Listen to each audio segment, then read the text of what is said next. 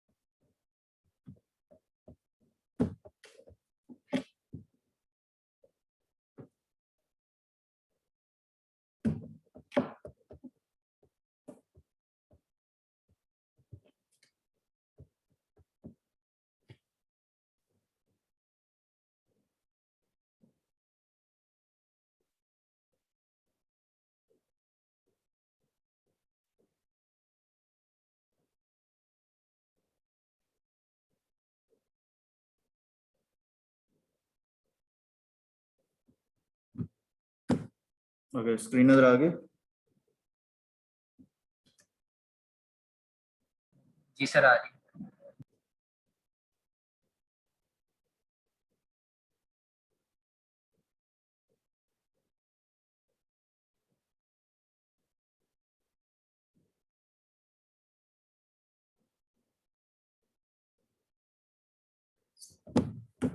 Okay जी, कल हमने क्या पढ़ा था?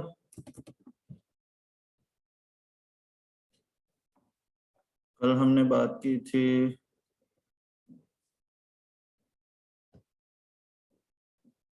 कांस्टेंट वेरिएबल्स की, वेरिएबल्स की, फिर हमने बेसिक डेटा टाइप्स देखी थी। ठीक है, बेसिक डेटा टाइप्स कौन कौन सी थी इसमें? Integer, float. इंटीजर, फ्लोट और बूलियन, हमने जो इसकी बेसिक डेटा टाइप्स है वो देखी थी। ठीक है, टाइप कास्ट तक हमने किया था ना? जी सर, टाइप का। ठीक है, उसके बाद हमने बात की थी ऑपरेटर्स की। ठीक है, तो ऑपरेटर में हमारे पास सबसे पहले जो ऑपरेटर आता है वो है असाइनमेंट ऑपरेटर। ठीक है, असाइनमेंट ऑपरेटर हमारा जो है वो आप सबको ही पता है। ठीक है, कहते हैं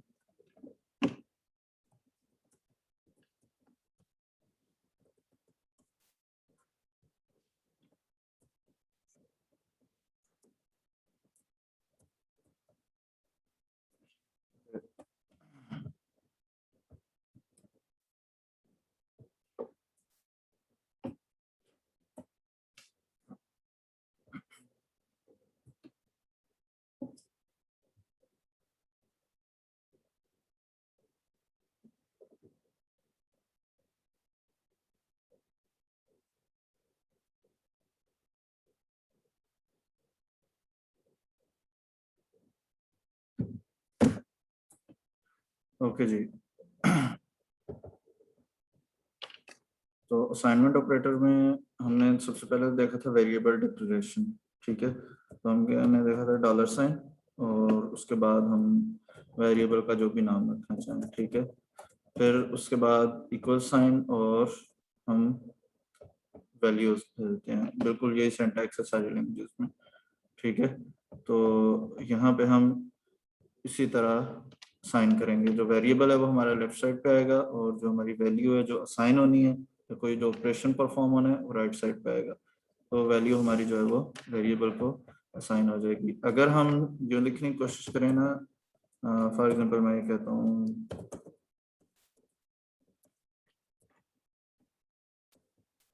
ठीक है, तो ये चीज़ सेम नहीं है। दोनों इस तरह से, ये हम इस तरह एलोकेशन नहीं कर सकते। ठीक है, यहाँ पे हम इस तरह एलोकेशन नहीं कर सकते, हमें इसी रूल को फॉलो करना है सिंटैक्स लैंग्वेज का। ठीक है,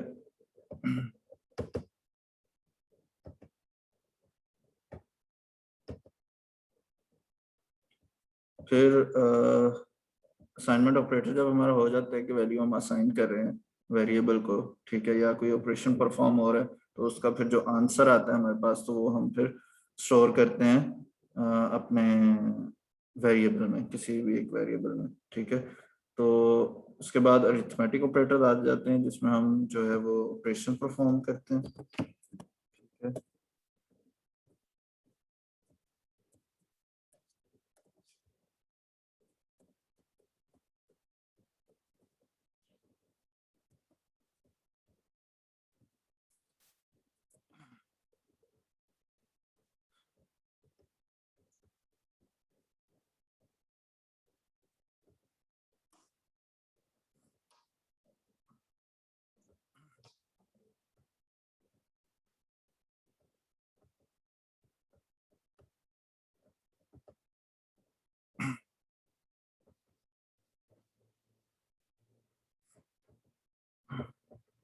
अच्छा, इसमें हम जब ऑपरेशन परफॉर्म करने लगेंगे, ठीक है, तो बिल्कुल उसी तरह ही मैं यहाँ पर वेरिएबल ले लेता हूँ आंसर, ठीक है, और मैं उसको कहता हूँ कि जी dollar sign A plus,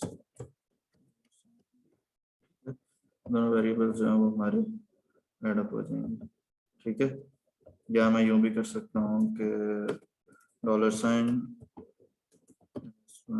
is equal to, ठीक है, डॉलर साइन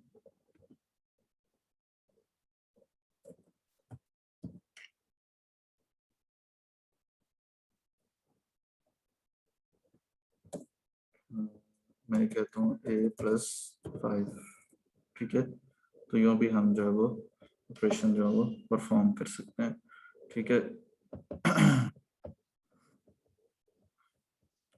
अच्छा, इसको एक तो प्लस का ऑपरेशन हो गया, हम इसी पे मल्टीप्लाई का ऑपरेशन भी परफॉर्म कर सकते हैं, ठीक है।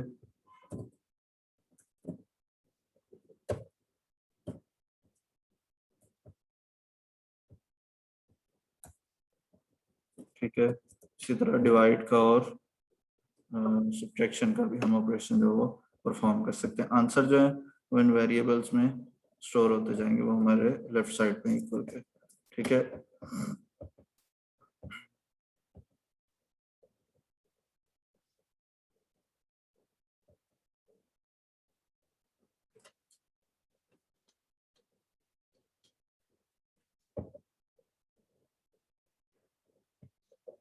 अच्छा, अब हमने अगर कोई ऑपरेशन परफॉर्म कर लिया है तो उसकी हम वैल्यू किस तरह से डिस्प्ले कर सकते हैं, ठीक है। वो हम कैसे कर सकते हैं, मैं आपको बताता हूँ, बिल्कुल वैसे ही जैसे हमने पहले किया था।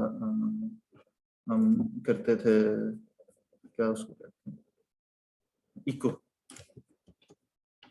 इको, ठीक है। सॉरी, हम अगर यूँ लिख देते हैं ना कि डॉलर साइन ए प्लस 3, ठीक है, तो ये भी इको हो जाएगा। और अगर हम लिखते हैं इको डॉलर साइन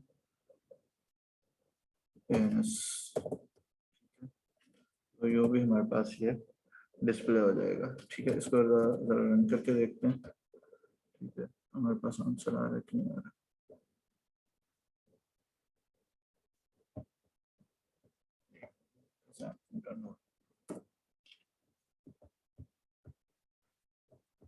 सो ये सेम एरर आ रहा है, ये क्यों आ रहा है? जैम्प स्टार्ट करो ना, मेरा जैम्प नहीं स्टार्ट होगा।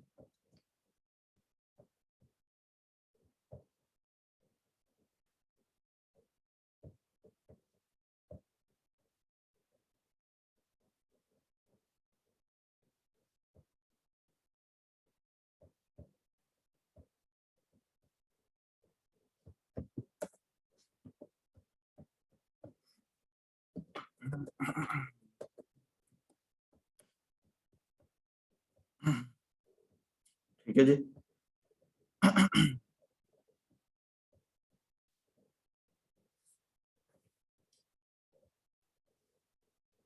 हमारे पास दोनों के आंसर आ रहे हैं, वो न्यू लाइन नहीं लगाया मैंने, तो इस वजह से दोनों के आंसर जो है वो हमें इकट्ठे डिस्प्ले हो रहे हैं, ठीक है।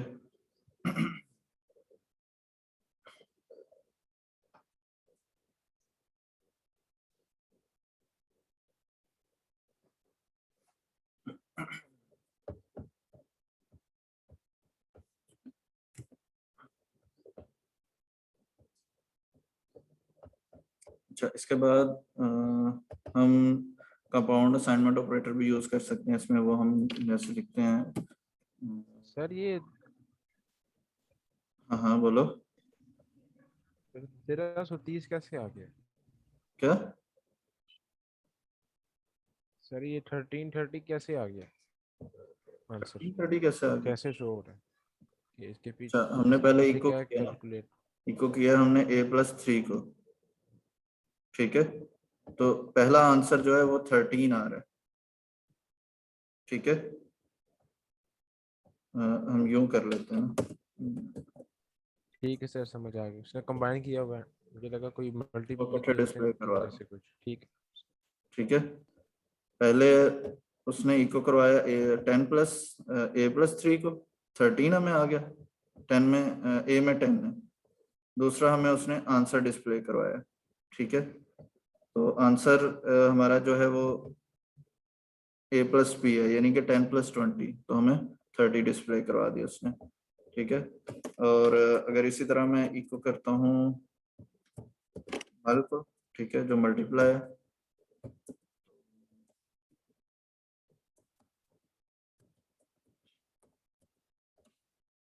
हमारे पास आता है।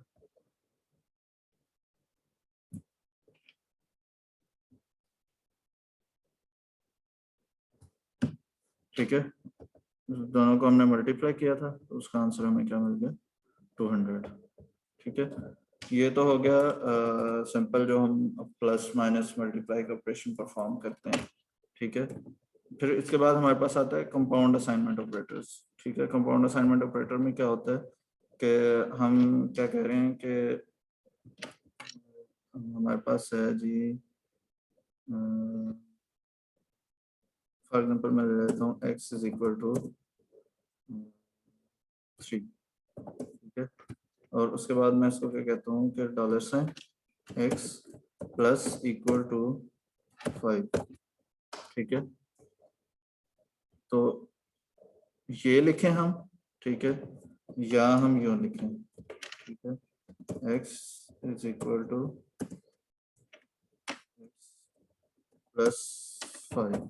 ठीक है, कि x में 5 का इंक्रीमेंट होना है। ठीक है, यूं हम लिखें या हम यूं लिखें तो ये सेम होता है। ठीक है, तो हम इस तरह लिखने के बजाय फिर हम कंपाउंड असाइनमेंट स्टेटमेंट में इस तरह लिख सकते हैं। ठीक है, तो फिर हम इसको इस तरह लिखते हैं। तो इसको हम जब परफॉर्म करेंगे,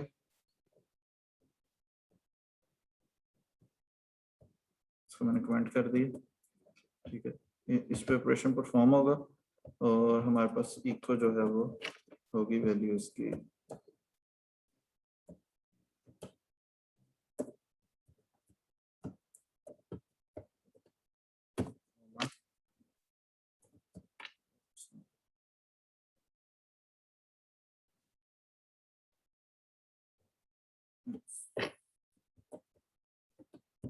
तो जब हम इसको डिस्प्ले करेंगे, ठीक है, तो हमारे पास 5+3 8 आंसर आ गया इसका। ठीक है, तो यहाँ पे हम इसके साथ जो है वो स्टेटमेंट भी डिस्प्ले करवा सकते हैं, वैल्यू ऑफ x। ठीक है, तो डबल कोट्स कॉमा में हम लगा के तो उसके आगे फिर हमें वो वैल्यू डिस्प्ले करवा सकते हैं। ठीक है, तो ये बात होगी असाइनमेंट ऑपरेटर। असाइनमेंट ऑपरेटर की बात होगी, ऑपरेटर्स की बात होगी।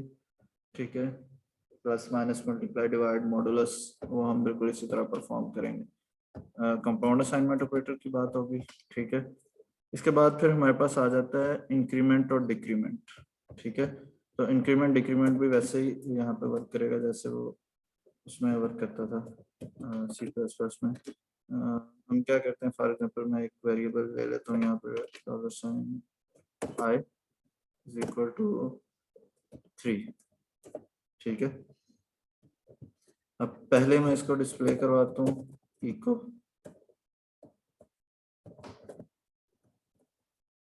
Before increment.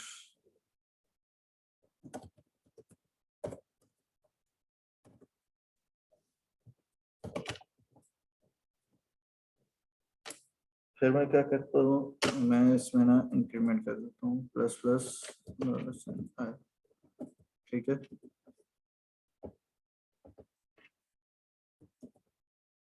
फिर हम इसको डिस्प्ले करवाते हैं after increment, before increment, after increment, ठीक है। बिफोर इंक्रीमेंट से पहले हमारी जो वैल्यू आई में वो क्या थी 3, और अब हमारे पास जो वैल्यू हो गई वो हो गई है 4 इंक्रीमेंट के बाद, ठीक है। अच्छा, इससे आगे चले हम तो हमें डिक्रीमेंट मिलता है, ठीक है। अच्छा, इसमें भी इंक्रीमेंट दो तरह से हो सकता है, प्री फिक्स इंक्रीमेंट होता है और पोस्ट फिक्स इंक्रीमेंट होता है। अभी ये वाला जो मैंने इंक्रीमेंट किया, या कोई बता सकते हैं कौन सा वाला इंक्रीमेंट है?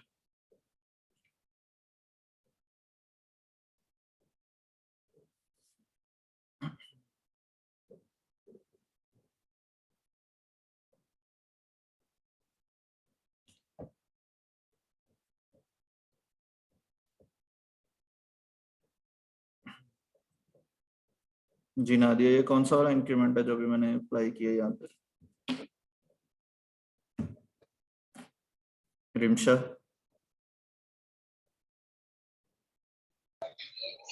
सर ये इंक्रीमेंट प्री प्री इंक्रीमेंट है। प्री फिक्स इंक्रीमेंट है। Yes sir. और अगर मैं इसको यूं लिख देता हूँ, ये कौन सा इंक्रीमेंट होगा? सर ये पोस्ट फिक्स होगा। पोस्ट फिक्स इंक्रीमेंट होगा।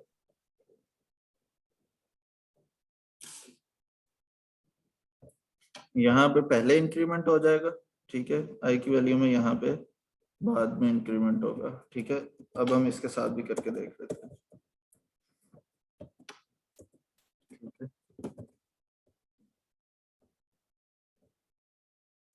After prefix increment,